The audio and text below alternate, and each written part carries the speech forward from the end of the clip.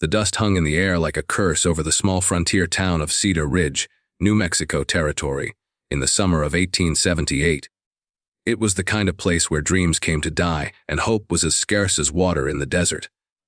The saloon doors swung open with a creak that echoed through the empty streets, and out stumbled a man whose better days were long behind him. Thomas Garrett had once been a respected rancher, a man who could look his neighbors in the eye with pride. Now, his bloodshot gaze couldn't meet anything but the bottom of a whiskey bottle. Behind him, through the grimy window of their one-room shack, two children watched with hollow eyes that had seen too much for their tender years. Emma, barely 14, held her 10-year-old brother Jake close to her chest as their father swayed down the dusty main street, his boots dragging through the dirt like a man walking to his own execution. The children had learned not to expect him home for days, sometimes weeks. They had learned to survive on scraps and the kindness of strangers, though kindness was rare in Cedar Ridge. Their mother, Sarah, had died 2 winters past from consumption, coughing her life away in that same cramped room while snow piled against the thin walls. She had been the light in their home, the woman who could make beans and hardtack taste like a feast, who could sing away the nightmares and make even their father smile. When the fever took her, it seemed to take Thomas's soul with it. He sold the ranch piece by piece, trading their future for bottles of forgetting, until all that remained was this hovel and 2 children who reminded him too much of the woman he had lost. Emma pressed her face against the cold glass, her breath fogging the window, as she watched her father disappear around the corner toward the gaming tables and painted women who would take what little money he had left. Jake tugged at her worn dress, his stomach growling audibly in the silence of their empty home. "Emma, I'm hungry," he whispered, his voice small and broken. She turned from the window and knelt beside her brother, brushing his dark hair from his eyes with fingers that trembled from more than just the cold. "I know, Jake. I'll figure something out. I always do." But the truth was, Emma didn't know how much longer she could keep them alive. The last of their mother's jewelry had been sold weeks ago, and the townspeople's charity had dried up along with their father's reputation. She had tried taking in washing, but there was little money to be made in a town where most folks did their own mending. The general store owner had offered her work, but his eyes held a hunger that made her skin crawl, and she knew the price he would demand would cost more than money. That night, as Jake slept fitfully on their shared mattress stuffed with straw, Emma sat by the dying embers of their small fire and made a decision that would have broken her mother's heart. She would take them away from this place, away from their father and his demons, away from the memories that haunted every corner of their existence. She had heard talk of opportunities in California, of gold still to be found in towns where a person could start fresh. It was a dream built on desperation, but it was the only dream she had left. The next morning brought the sound of approaching horses, their hooves drumming against the hard, packed earth like thunder. Emma peered out to see 3 riders dismounting outside their door, their faces grim and official. The sheriff, a lean man named Carson, knocked with authority that made the thin door rattle on its hinges. "Emma Garrett," he called out, his voice carrying the weight of bad news. "Need to speak with you, girl." She opened the door with Jake hiding behind her skirts, both of them knowing that visits from the law never brought good tidings. Sheriff Carson removed his hat, revealing gray hair that had gone white at the temples from too many years of delivering heartbreak. "Children," he began, his voice gentler than his weathered face suggested. "I'm afraid your father won't be coming home. There was a fight at the saloon last night. Man pulled a knife, and your daddy, well, he didn't walk away from it." The words hit Emma like a physical blow, but she found herself feeling not grief, but a terrible relief that shamed her to her core. Jake began to cry, great gasping sobs that shook his small frame, but Emma stood straight and dry-eyed, her mind already racing ahead to what this meant for their survival. "What happens to us now?" she asked, her voice steady despite the chaos in her heart. Sheriff Carson exchanged glances with his deputies, men who looked uncomfortable with the whole situation. "Well, there's an orphanage in Santa Fe. It ain't much, but it's better than starving on the streets." Emma's blood ran cold at the mention of the orphanage. She had heard stories from other children, tales of cruel overseers and backbreaking labor, of siblings separated and spirits crushed under the weight of institutional indifference. She gripped Jake's hand tighter, her resolve hardening like steel in a forge. "We don't need charity," She lied, lifting her chin with a pride that was all she had left. We'll manage just fine on our own. The sheriff's expression softened with something that might have been admiration. Girl, you're barely more than a child yourself. You can't raise a boy on your own, not out here. It ain't safe and it ain't right. Before Emma could respond, another voice cut through the morning air, deep and calm and carrying an authority that made everyone turn. A man approached on foot, leading a magnificent bay horse by the reins. He was tall and broad-shouldered, with silver threading through his dark hair and eyes the color of storm clouds. His clothes were simple but well-made, and there was something about the way he moved that spoke of quiet strength and unshakable confidence. Sheriff Carson.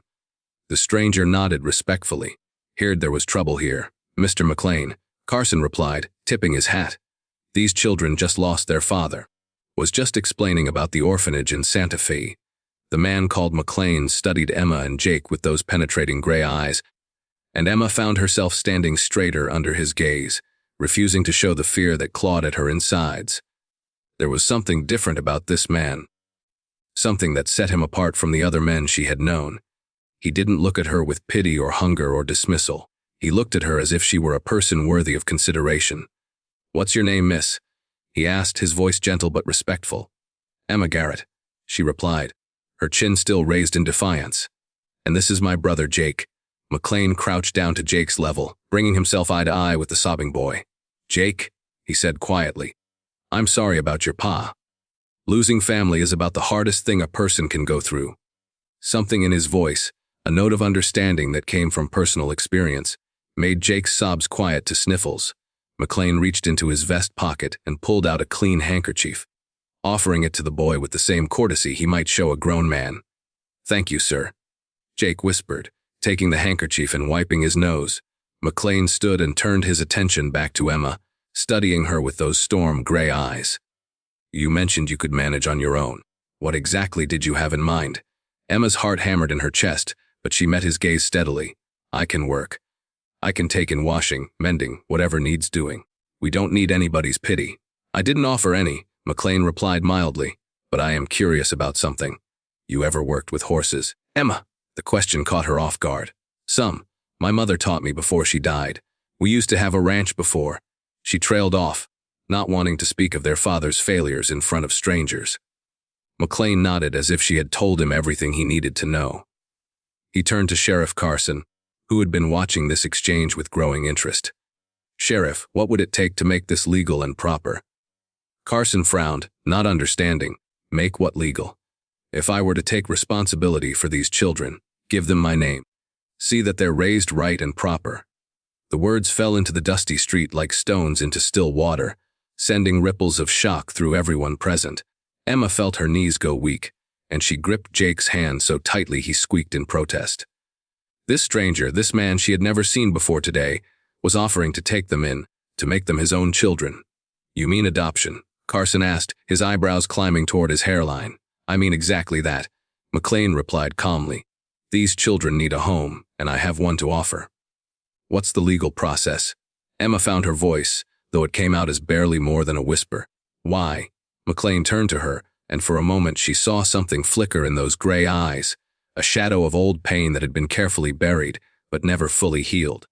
Because everyone deserves a chance, Emma, and because sometimes strangers make the best family. Sheriff Carson cleared his throat, clearly struggling with the unusual nature of the situation. Well, there'd have to be papers drawn up, properly witnessed and filed with the territorial government, and I'd need to know more about you, McLean. Can't just hand children over to any man who asks.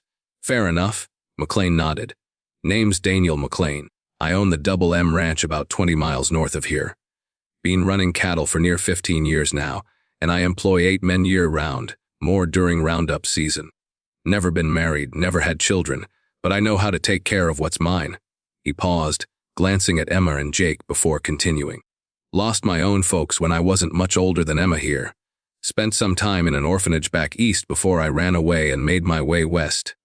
I know what it's like to be alone in the world, and I know what it feels like to have someone give you a chance when you don't deserve one. Emma stared at this man who was offering to change their lives with a generosity that seemed impossible in a world that had shown them nothing but hardship. Part of her wanted to accept immediately, to fall to her knees and thank him for throwing them a rope when they were drowning. But another part, the part that had learned not to trust easy promises, held her back. "What would you want from us?" she asked, her voice carefully controlled. "People don't do something for nothing. What would we owe you?" Mclane's expression didn't change, but she thought she saw a flicker of approval in his eyes, as if her caution pleased him rather than offended him. "You'd owe me the same thing any children owe their father," he said simply. "Respect, honesty, and your best effort at whatever I set you to doing. In return, you'd get food, shelter, education if you want it, and the protection of my name. No more and no less than what any family owes each other." Jake tugged on Emma's dress, his young face bright with hope for the first time in months. "Emma, can we? Please. I'm so tired of being hungry." The simple plea from her brother nearly broke Emma's carefully maintained composure. She looked at this stranger who claimed to understand their pain, who offered them not just survival but the chance to belong somewhere again. It seemed too good to be true. But standing there in the dusty street with nothing but the clothes on their backs and nowhere else to turn, she realized she was out of alternatives. "If we go with you," she said slowly, "and if we take your name, what happens if you change your mind? What happens if you decide you don't want us anymore?" The question hung in the air between them, laden with all the abandonment and betrayal these children had already experienced. Mclane was quiet for a long moment, and when he spoke, his voice carried the weight of a solemn vow. "Emma, I've never made a promise I didn't keep, and I've never turned my back on someone who depended on me. If you become my children, you stay my children, no matter what. Through good times and hard times, through mistakes and successes, through childhood and adulthood. That's what family means." Emma felt something inside her chest that had been frozen solid for 2 years begin to crack and thaw. She looked at Jake, who was watching her with complete trust, believing that his big sister would make the right choice for both of them. She looked at Sheriff Carson, who was nodding approvingly at Mclane's words. She looked at this stranger who offered them everything and asked for nothing but the chance to give it. "All right," she whispered, then cleared her throat and spoke stronger. "All right, Mr. Mclane, we'll go with you." The smile that crossed Daniel Mclane's weathered face was like sunrise after the longest night. He extended his hand to Emma, and when she took it, his grip was firm and warm and steady. "Welcome to the family, Emma Mclane," he said, and then knelt down to shake Jake's small hand with the same ceremony. "And you too, Jake Mclane." The sound of their new names sent a shiver through both children, a recognition that they were no longer the abandoned offspring of a broken man and a dead woman. They were Mclanes now, and that name carried with it the promise of protection, of belonging, of a future that stretched beyond mere survival. Sheriff Carson produced the necessary paperwork from his saddlebags, and within the hour, the legal documents were signed, witnessed, and sealed. Emma watched in amazement as her neat signature appeared beside Daniel Mclane's bold scrawl, making official what felt like a miracle. The ride to the Double M Ranch took most of the day, with Emma riding behind Daniel on his bay horse, while Jake rode a gentle mare that Daniel borrowed from the livery stable. As they traveled through the high desert country, Daniel pointed out landmarks and told them about the ranch, his voice carrying a pride and affection that spoke of deep roots and honest work. "The land's been in my name for 15 years now," he explained as they crested a ridge that looked down into a green valley where cattle grazed beside a winding creek. "Started with nothing but a bedroll and a dream, but the land spoke to me and I listened." Emma stared down at the ranch spread out below them, taking in the neat buildings, the well-maintained corrals, the obvious signs of prosperity and care. It was more beautiful than anything she had ever imagined calling home. "It's wonderful," she breathed, meaning every word. Daniel twisted in the saddle to look back at her, and she was surprised to see uncertainty in his eyes. "It's isolated," he warned. "Nearest neighbor is 10 miles away and town is 20. It can get lonely out here, especially for young folks used to being around people." "We're used to being alone," Emma replied quietly. "But this feels different. This feels like we might not have to be alone anymore." That evening, as Emma helped prepare their first meal in their new home, she marveled at the kitchen with its wood-burning stove, its pump that brought water right into the house, its shelves lined with more food than she had seen in years. Jake had already claimed a spot near the fireplace, where he played with a wooden horse that Daniel had carved years ago, his laughter echoing through rooms that had been silent too long. Emma, Daniel said as they sat down to eat, there are some things we need to discuss. Rules and expectations, so we all understand where we stand. Emma's stomach tightened with familiar anxiety. In her experience, rules usually meant restrictions, punishments, ways to control and diminish her. But she nodded, trying to keep an open mind. First, Daniel continued, cutting into his steak with precise movements. You're children, not servants. You'll have chores, same as any ranch child would, but they'll be reasonable and fair. Education comes first. I've got books, and there's a teacher in town who comes out to the ranch children once a week. He paused to take a bite, then continued. Second, this is your home now, not a place you're visiting. That means your opinions matter, your comfort matters, and your happiness matters. If something's wrong, I want to hear about it. If you need something, ask. If you're unhappy, tell me why. Emma found herself blinking back tears at these simple declarations of care and respect. What about discipline? When we do something wrong? Daniel's expression grew serious. There'll be consequences for poor choices, same as there are in any family. But the punishment will fit the crime, and it'll never be about anger or spite. It'll be about teaching you to make better choices next time. Jake looked up from his plate, gravy smeared across his chin. What if we miss our pa? Even though he wasn't. Even though things were bad. The question hung in the air, and Emma held her breath, wondering how their new father would respond to such honesty about the man whose death had brought them here. Daniel set down his fork and leaned forward slightly, meeting Jake's eyes with gentle understanding. Jake, your pa was your pa, and nothing can change that. He made some bad choices, especially after your ma died. But that doesn't mean you can't love him or miss him. Grief isn't something you have to hide from or be ashamed of. He reached across the table and touched Jake's small hand briefly.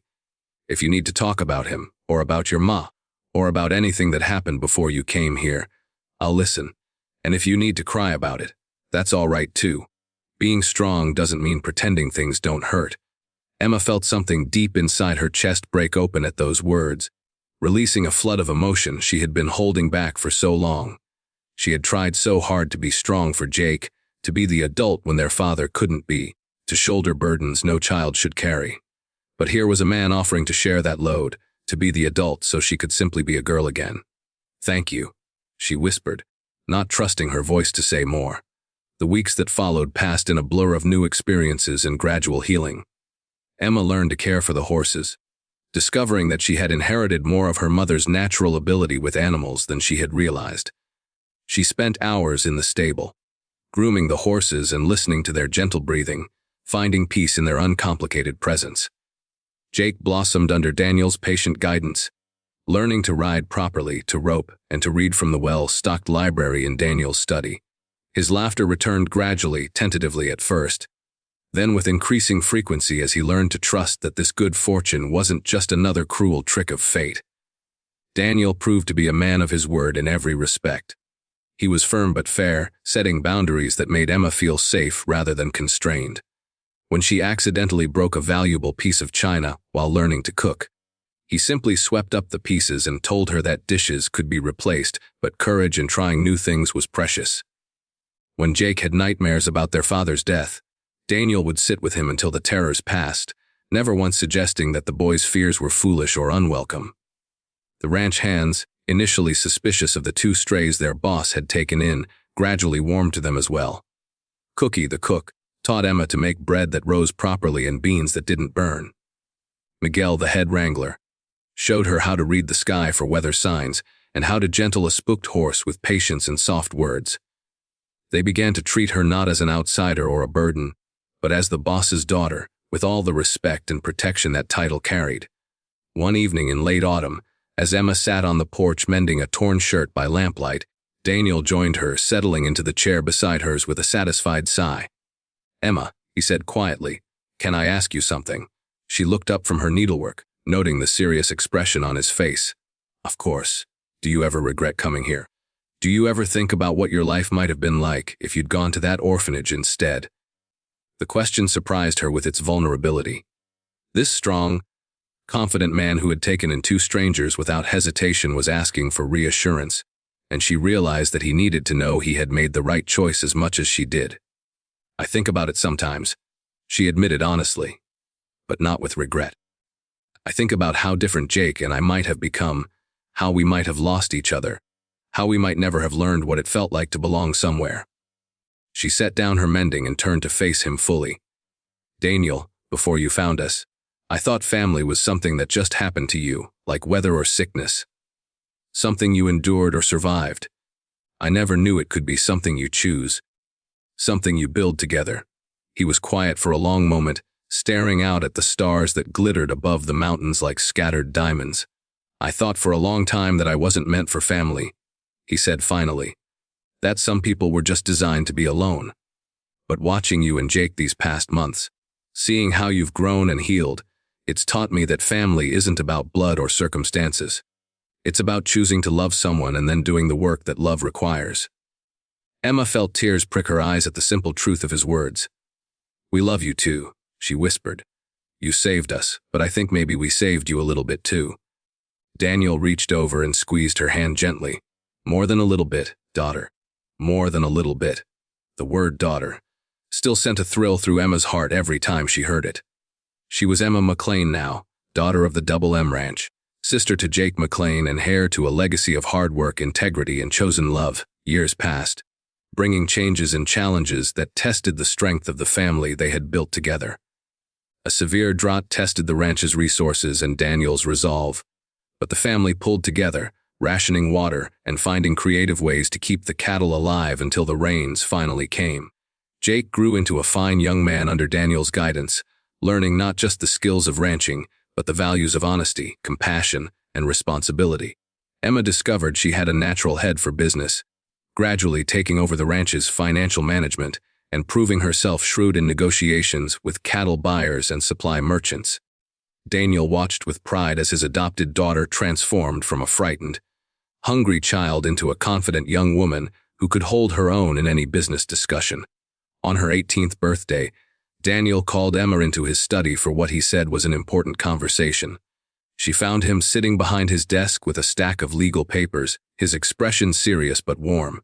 Emma, he began, you've been my daughter for 4 years now, and in that time, you've proven yourself to be everything I could have hoped for and more.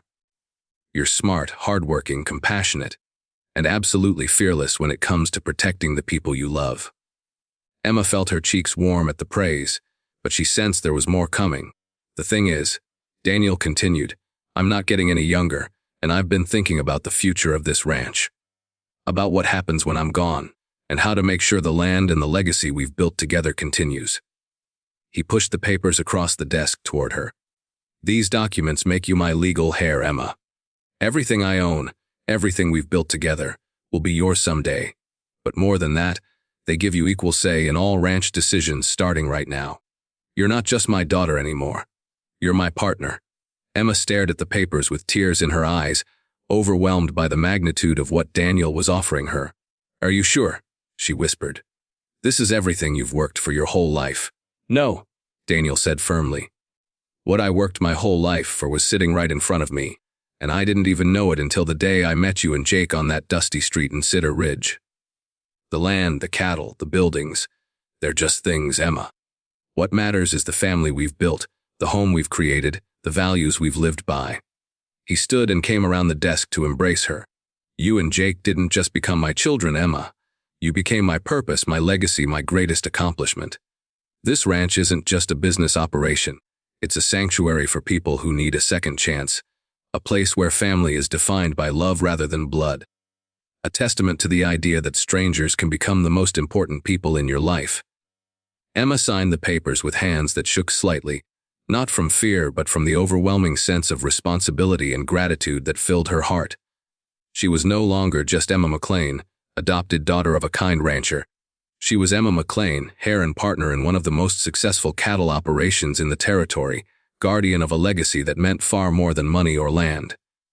That evening, as the three of them sat on the porch watching the sunset paint the sky in brilliant oranges and purples, Jake raised a question that had been on his mind.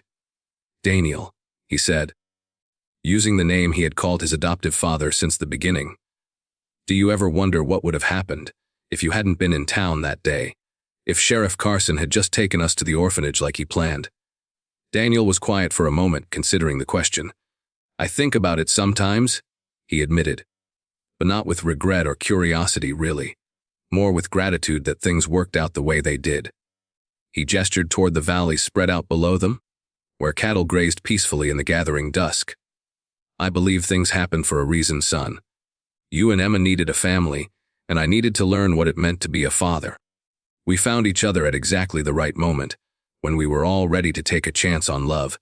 Emma leaned back in her chair, feeling the deep contentment that came from being exactly where she belonged. Do you think we'll ever take in other children, other families who need a chance like we did? I expect we will, Daniel replied. The world's full of people who need a second chance, who need someone to believe in them when they can't believe in themselves. If we can provide that, if we can share what we've been given, then that's what we should do. Jake nodded thoughtfully. The Mlan name should mean something, shouldn't it? It should mean that there's always a place for people who need one. It already does, son, Daniel said proudly. It already does. 25 years after that dusty morning in Cedar Ridge, when a stranger offered them his name and his heart, Emma Mlan stood in the same spot where she had first laid eyes on the Double M Ranch.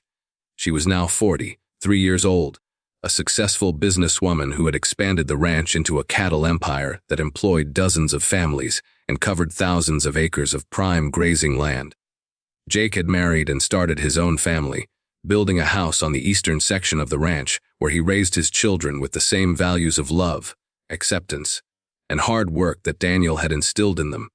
His oldest son, named Daniel in honor of his grandfather, was already showing the same natural ability with horses and cattle that seemed to run in the Mlan family, adopted or otherwise. Daniel himself had passed away 5 years earlier, dying peacefully in his sleep at the age of 76. His funeral had drawn people from across the territory, ranchers and townspeople, former employees and business associates, all coming to pay their respects to a man who had lived his life with integrity and kindness. But his greatest legacy lived on in the children he had saved and the family he had created. Emma had never married, choosing instead to dedicate her life to running the ranch and continuing Daniel's tradition of helping people who needed a second chance.